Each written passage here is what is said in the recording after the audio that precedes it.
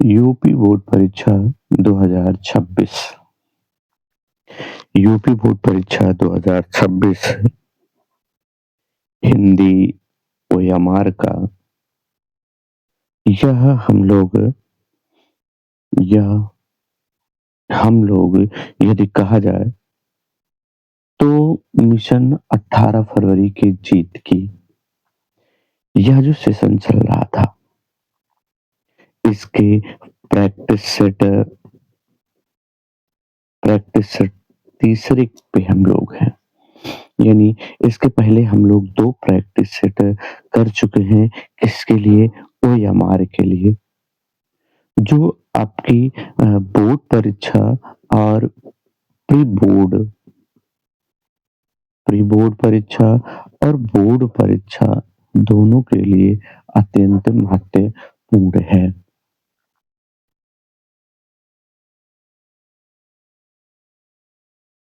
आइए देखा जाए, पहला प्रश्न आपका है कि भारतेंदु हरिश्चंद्र का नाम किसके नाम पे पड़ा? भारतेंदु हरिश्चंद्र का नाम किसके नाम पर भारतेंदु युग का नाम किसके नाम पर पड़ा? ये आपका पहला प्रश्न है। महावीर प्रसाद द्विवेदी, रामचंद्र शुक्ल, राजा सुप्रसाद सितारे हिंद या भारतेंदु हरिश्चंद्र। इस भारतेंदु युग का नाम किसके नाम पे पड़ा? तो आप जानते हैं कि द्विवेदी युग द्विवेदी जी के नाम पे पड़ा था, तो इसे इनके नाम से द्विवेदी युग द्विवेदी युग कहा गया। शुक्ल के नाम से शुक्ल जी के नाम से शुक्ल युग पड़ा था, शुक्ल युग। और राजा शिव प्रसाद सितारे ये भारतेंदु ये भारतेंदु के गुरु थे। कौन थे? तो ये भारतेंदु के गुरु थे, राजा शिव प्रसाद सितारे हिंद। यहाँ आपका सही हो जाएगा भारतेंदु युग। भारतेंदु हरिश्चंद्र के नाम पे ही भारतेंदु युग का नाम पड़ा था। यह युग यदि कहा जाए कि कब से कब था तो 1868 से 1900 तक ये माना जाता है कि भारतेंदु युग का समय था। क्या था? 1868 से 1900 तक माना जाता है कि भारतेंदु युग था, ये माना जाता है। तो यह विकल्प आपका सही हो जाएगा, भारतेंदु हरिश्चंद्र। आइए दूसरा प्रश्न देखा जाए, तो दूसरा प्रश्न आपके लिए है कि भारतेंदु युग की पत्रिका नहीं है। अब आपको बतानी है कि भारतेंदु युग की पत्रिका नहीं है। पहला है भाला बोधनी, दूसरा है सरस्वती और तीसरी है हरिश्चंद्र चंद्रिका और तीसरा है आनंद कादम्बनी। आपको बतानी है कि भारतेंदु युग की पत्रिका नहीं है, तो कौन सी नहीं है यही आपको बतानी है। यहाँ आनंद कादम्बनी यदि कहा जाए तो ये तो बद्री नारायण चौधरी प्रेम घन की है, प्रेम घन की है भारतेंदु युग की ही है। हरिश्चंद्र चंद्रिका कहा जाए तो ये भारतेंदु जी की रचना है, भारतेंदु जी की पत्रिका है। और बाला बोधनी भी भारतेंदु की महिलाओं के लिए इसको इन्होंने बाला बोधनी बनाया था। सरस्वती पत्रिका यदि कही जाए तो ये द्विवेदी युग की पत्रिका थी। किस युग की पत्रिका थी? द्विवेदी युग की ये पत्रिका थी। और इसी के संपादक के रूप में महावीर प्रसाद द्विवेदी का नाम आता है। किसका? महावीर प्रसाद द्विवेदी। महावीर प्रसाद द्विवेदी जी का नाम इसी पत्रिका के संपादक के रूप में आता है, जिसका इन्होंने संपादन 1903 में प्रारंभ किया था। आइए अगला देखा जाए। अगला है आपका निबंध विधा नहीं है। यहाँ पूछा गया आपसे कि निबंध विधा नहीं है। 4 विकल्प आपके सामने हैं, आपको बतानी है कि कौन सी विधा नहीं है, यह आपको बतानी है।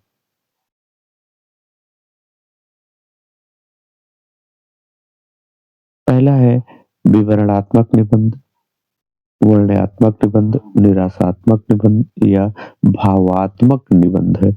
आपको यह बतानी है निविदा नहीं है। तो विवरणात्मक निबंध भी होते हैं और वर्णनात्मक निबंध भी होते हैं, भावात्मक निबंध भी होते हैं, लेकिन निराशात्मक निबंध यह आपका नहीं होता है। तो यही विकल्प सी आपका क्या हो जाएगा?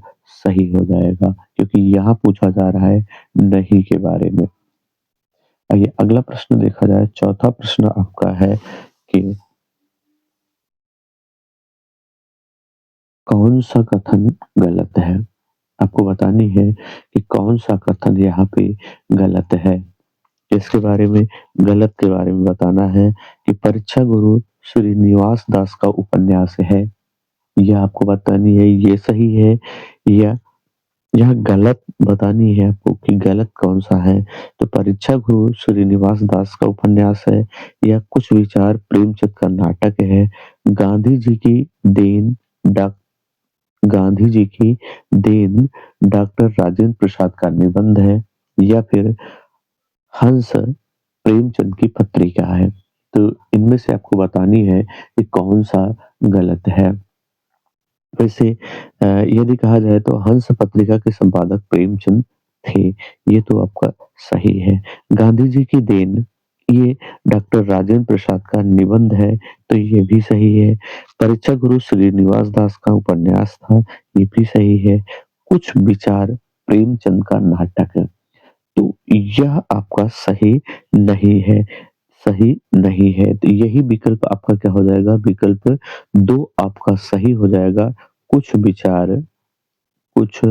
विचार यह प्रेमचंद का नाटक नाटक ना होकर के क्या है? निबंध है। यह निबंध है किसका?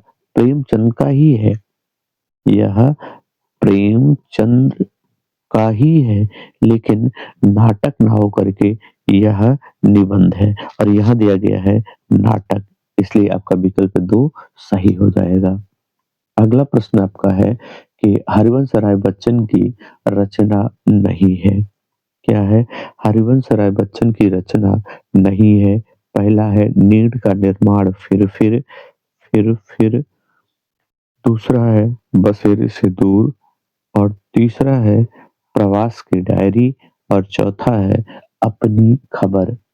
आपको बतानी है कि कौन-सी रचना इनकी नहीं है, किसकी? तो हरिवंश राय बच्चन की रचना नहीं है, यह आपको बतानी है। तो यहाँ यदि कहा जाए तो ये इनमें से जो भी रचनाएँ हैं, यह कौन-सी हैं? तो यह इनकी आत्मकथा इनकी रचनाएँ ये हैं कि कौन-कौन सी इनकी आत्मकथाएँ थी। तो वैसे यहाँ पे कहा जाए तो नीड़ का निर्माण फिर यह भी इनकी रचना है, बसेरे से दूर यह भी इनकी है और प्रवास की डायरी यह भी इनकी है। अपनी खबर इनकी रचना नहीं है, अपनी खबर इनकी रचना नहीं है, तो यह है किसकी? यह है पांडे बेचन शर्मा उग्र की। किसकी रचना है? पांडे बेचन शर्मा उग्र की। तो यदि इनकी चारों रचनाएँ 4 इनकी आत्मकथा हैं, आत्मकथाएँ कितनी हैं इनकी? 4। तो इन चारों में कौन-सी नहीं है? यदि कभी आपसे पूछा गया तो आपको कहना चाहिए क्या भूलूँ, क्या भूलूँ, क्या याद करूँ? यही रचना इनकी नहीं है। यह इनकी आत्मकथा में नहीं है और यहाँ आपका विकल्प सही हो जाएगा डी पांडेय अपनी खबर, जो कि यह रचना किसकी है? पांडे बेचन शर्मा उग्र की। आइए अगली रचना देखा जाए। अगला है कि रीतिकाल का भाग नहीं है। आपको बतानी है कि रीतिकाल का भाग नहीं है। पहला रीतिबद्ध, दूसरा रीति या मुक्त, तीसरा तीसरा आपका है रीति मुक्त और चौथा है रीत सिद्ध है। तो इनमें आपको बतानी है कि कौन-सा नहीं है।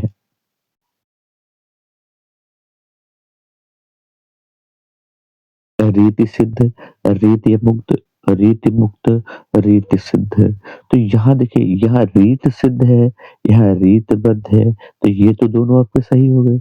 यहाँ रीत अमुक्त और रीत मुक्त ये दोनों हैं, तो इनमें से आप जानते हैं कि रीत मुक्त है, अमुक्त नहीं है, इसलिए यह आपका सही हो जाएगा। कह रहे हैं कि भाग नहीं है, तो भाग नहीं है आपका रीत अमुक्त। वैसे इनके कवियों के बारे में यदि कहा जाए कि इनके कवि कौन-कौन से थे, तो रीत मुक्त रीत सिद्ध कवि यदि कहा जाए, रीत सिद्ध कवि कौन थे? तो वो थे बिहारी और रीत मुक्त कवियों में कहा जाए तो इनमें बोधा, आलम और ठाकुर थे।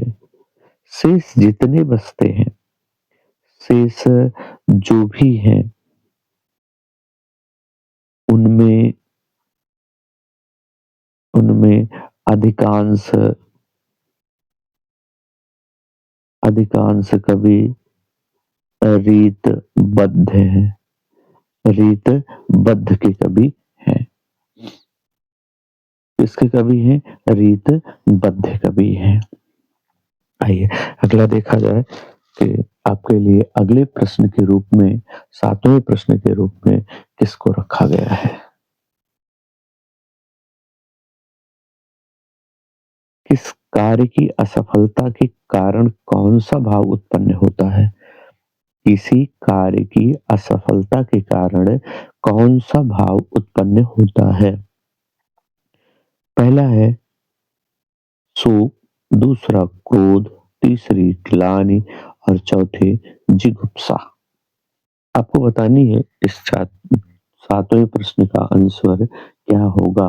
किसी कार्य की असफलता के कारण कौन-सा भाव उत्पन्न होता है? यह आपको बताना है। तो वैसे किसी कार्य की असफलता से तो रौद्र रस उत्पन्न होता है। रौद्र रस उत्पन्न होता है। अब जान ही गए होंगे आप कि रौद्र रस का अस्थायी भाव क्या है? यदि आप रौद्र रस का अस्थायी भाव जानते हैं, तब तो आपको आंसर का पता चल गया कि कौन-सा आपका आंसर होगा। तो यहाँ तो आंसर आपका हो जाएगा शोक। क्या हो जाएगा? शोक। क्योंकि ग्लानि और जुगुप्सा किसके हैं? जिनको आप घृणा कह लेते हो और घृणा किसका है? तो यह है किसका? बीभत्स रस का। दोनों किसके हैं? बीभत्स रस के। लेकिन ये आपके सिलेबस में है नहीं, आपके सिलेबस में सिर्फ 2 हैं, क्रोध और शोक। नहीं, ये दोनों नहीं है। आपके यहाँ आपके सिलेबस में तो केवल है क्या? रौद्र, वीर रस और हास्य रस। ये 2 आपके सिलेबस में पूछे जाएँगे। इन्हीं दोनों को आपको तैयार करना है।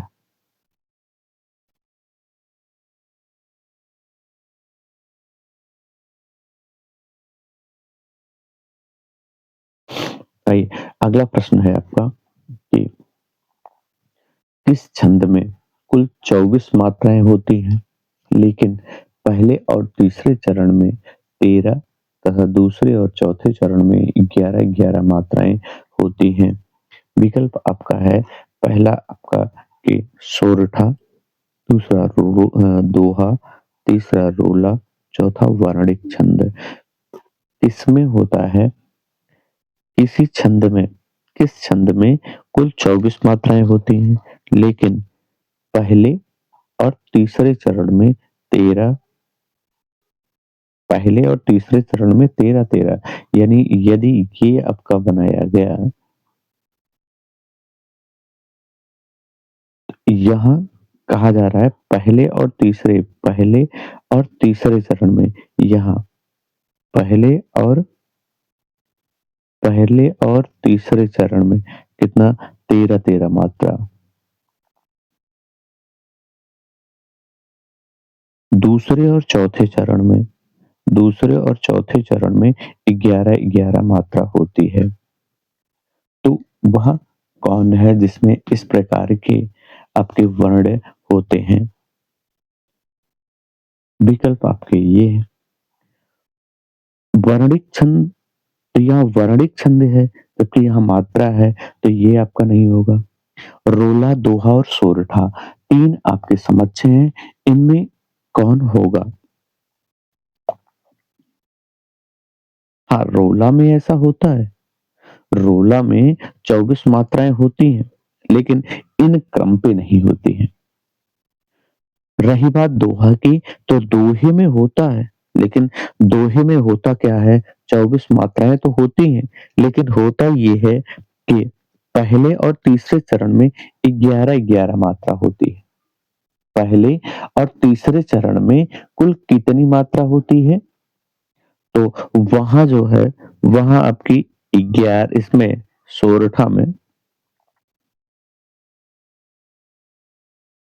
सोरठा में 11 और 13 होती है। 11, 13, जबकि दोहे में क्या होता है? दोहे में आपका होता है 13, 11, 13, 11।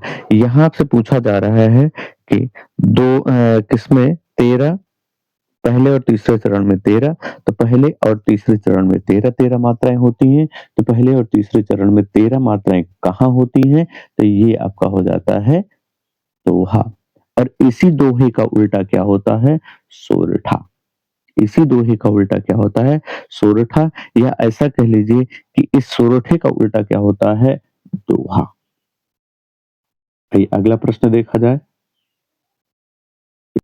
अगला प्रश्न है आपका कि जब उपमान से भिन्नता जानते हुए भी उपमान से भिन्नता जानते हुए भी उपमेय में उपमान की संभावना की जाए तो अलंकार होगा।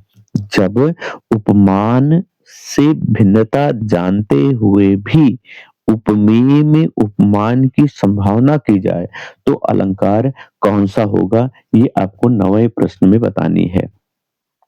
तो कौन सा हो जाएगा यहाँ पे? यहाँ आपके हो जाएगा इसकी उपमेय में उपमान की संभावना की जा रही है, भिन्नता जानते हुए भी, तो आपका उत्प्रेक्षा अलंकार हो जाएगा। और यदि उत्प्रेक्षा अलंकार की ट्रिक कह ली जाए कि ट्रिक कौन सी है जिसके बारे में आप जान लें तो आपको ये पता चल जाएगा कि हाँ यही है। तो वह ट्रिक ये है कि आपको पद में क्या मिल जाएगा? मनु, मानो। और क्या मिलेगा? जनु, जानो, जनु, जानो। और क्या मिल जाएगा? निश्चय। यदि ये मिलते हैं, इनके अलावा भी हैं, ऐसे नहीं है कि यही है, लेकिन ट्रिक में यही है। इनके साथ-साथ मनः और जनः भी यदि आते हैं, तब भी आपके क्या होंगे? उत्प्रेक्षा अलंकार होंगे। अब यदि बात रही रूपक अलंकार की, रूपक अलंकार कैसे जाने? तो रूपक की ट्रिक कैसे जाने? तो आइए अगले प्रश्न को देखा जाए, पहले हल कर लिया जाए, फिर जाना जाए। 10वां प्रश्न आपका है कि बीत विभावरी जागरी, बीत विभावरी जागरी, अंबर पनघट में डुबो रही तारा घट ऊषा नागरी। यहाँ आपके 4 विकल्प दिए गए हैं। इन चारों विकल्पों में आपको बतानी है कि इस पद में कौन सा अलंकार है। क्योंकि ये आपके यहाँ क्या होगा, एक एक प्रश्न में जब आपका ये प्रश्न इस प्रकार के आएंगे, यानी जब आपके अलंकार के प्रश्न आएंगे, अलंकार में आपका 2 अंक का होगा और एक ही प्रश्न आपको हल करने होते हैं। एक में होगा आपसे पूछा जाएगा कि परिभाषा तथा उदाहरण दीजिए और दूसरे में क्या होगा कि उदाहरण दिया गया होगा, उदाहरण दिया गया होगा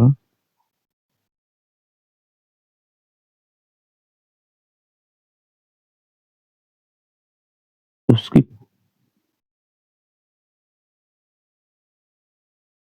पहचान करना होगा।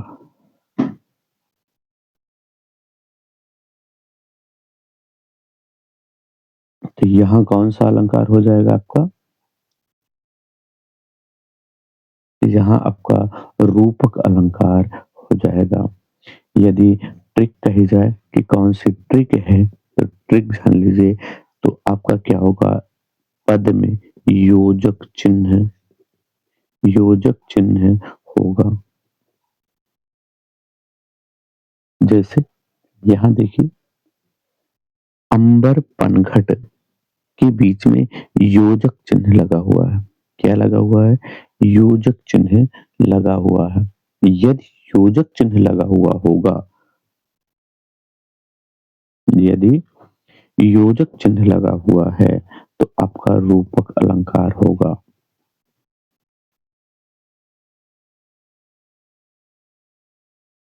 क्या होगा? रूपक अलंकार होगा। आइए अगला प्रश्न देखा जाए आपके लिए 11 क्या है? असुविधा, असुविधा और अनायास में कौन सा उपसर्ग है? यानी जैसे अगर ये मान लिया जाए कि असुविधा, असुविधा के लिए ये है, अगर ऐसे कर लिया जाए, आपको बतानी है कि असुविधा के लिए असुविधा और अनायास में कौन सा विकल्प आपका सही होगा? पहला है आ या अन, दूसरा है अ, अन और तीसरा है अ, अन और चौथा है आ और अध। तो यहाँ आपका सही हो जाएगा, कौन सा विकल्प आपका सही होगा? यहाँ हलंत लगा हुआ है आ में, तो ये आपका हो कट जाएगा। यहाँ भी हलंत लगा हुआ है, यहाँ अध है, तो ये भी आपका कट जाएगा और ये आपका सही हो जाएगा। अगला 12 आपका है कि झनझनाहट में प्रत्यय होगा, यानी झनझनाहट में कौन सा प्रत्यय है? ये आपको बतानी है। तो झंझनाहट में आपका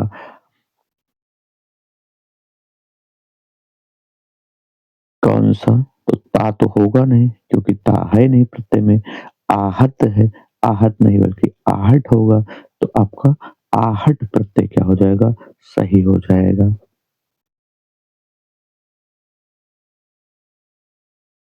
आइए अगला प्रश्न देखा जाए कि अभी, अमी इसकी किसका पर्यायवाची है? आमी किसका पर्यायवाची शब्द है? सुधा का, सोम का, अमृत का या फिर सभी का? अभी, अमी किसका पर्यायवाची है? तो सुधा का, सोम का, अमृत का या सभी का? तो यहाँ आपका विकल्प सभी सही हो जाएगा। अगला आपका प्रश्न है 14 आपका है कि कपूर किसका तत्सम शब्द है? किसका तत्सम शब्द यह है? तो ये आपको बतानी है कि यह किसका तत्सम शब्द है? कोयल का, कृपा का, कंगन का या फिर कपूर का? ये आपको बतानी है।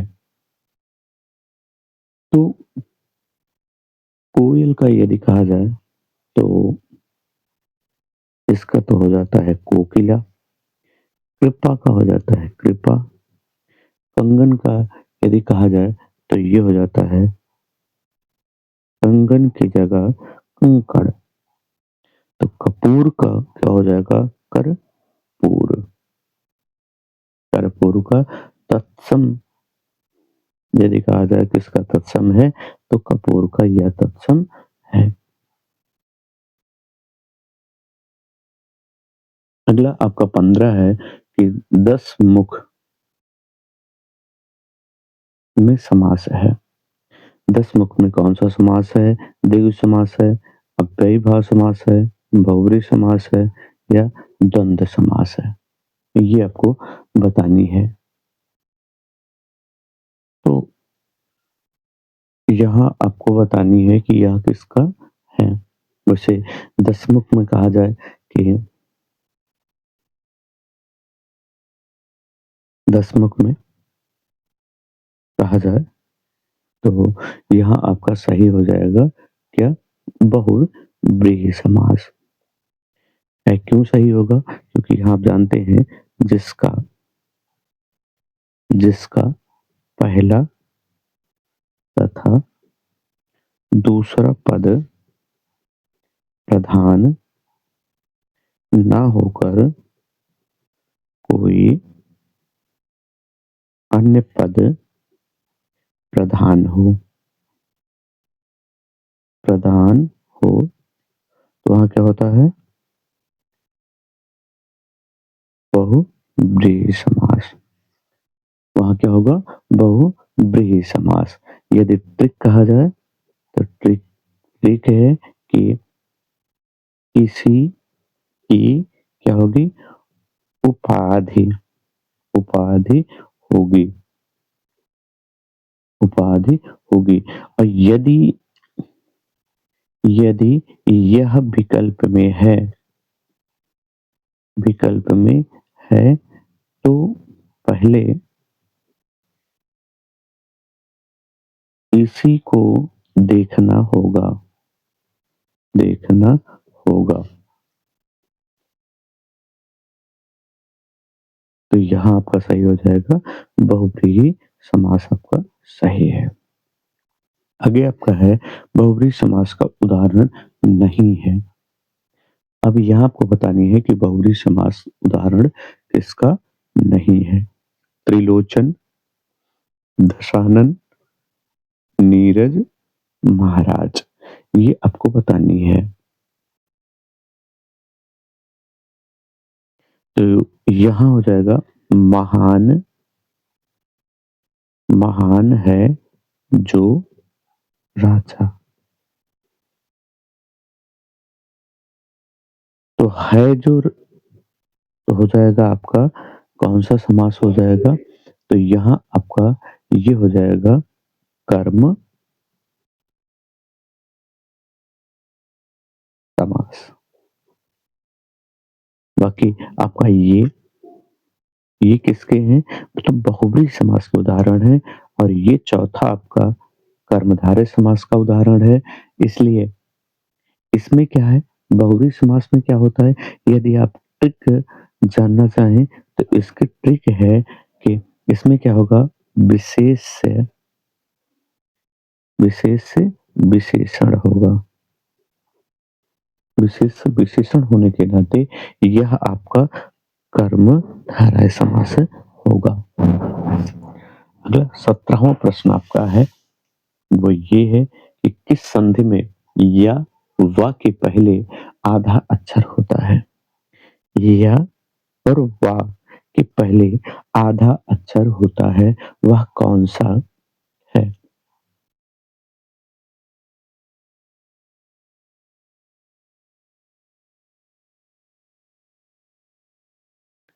तो आधा अक्षर किसके पहले होता है? यहाँ यदि इनकी वो कहा जाए तो गुण में एक मात्रा वाला होता है, अयादि में बिना मात्रा के 3 शब्द 3 अक्षर 3 अक्षर होते हैं। वृद्ध संधि में 2 मात्रा वाला होता है। यण संधि में आधा अक्षर आधा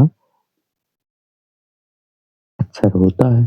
तो यहाँ पूछा जा रहा है या और वा के पहले आधा अक्षर होता है, तो आपका हो जाएगा कौन-सा तीसरा विकल्प आपका सही हो जाएगा यण संधि।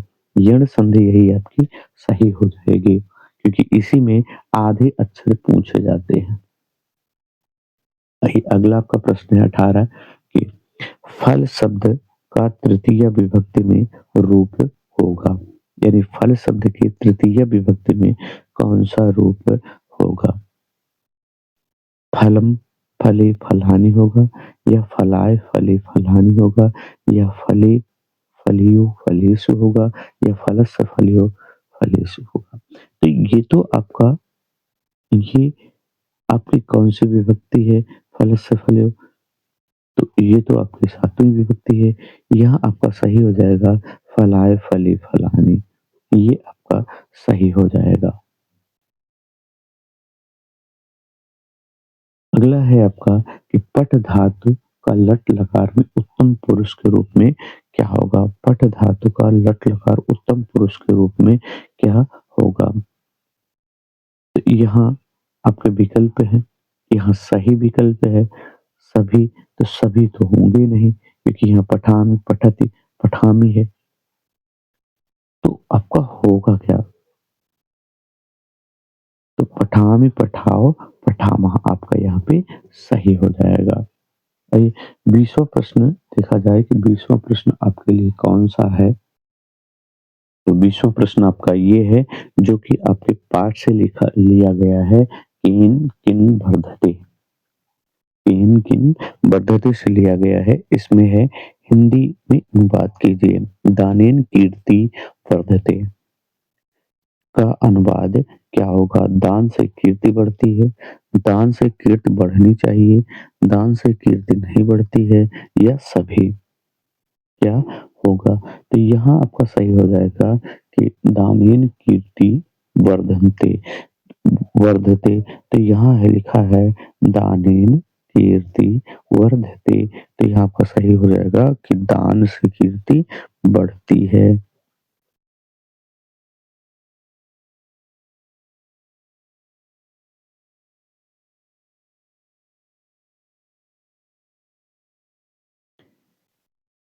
इन सभी के बाद अब हम लोग संपूर्ण पेपर हल किया जाएगा। यह हल पेपर हल किया जाएगा। हल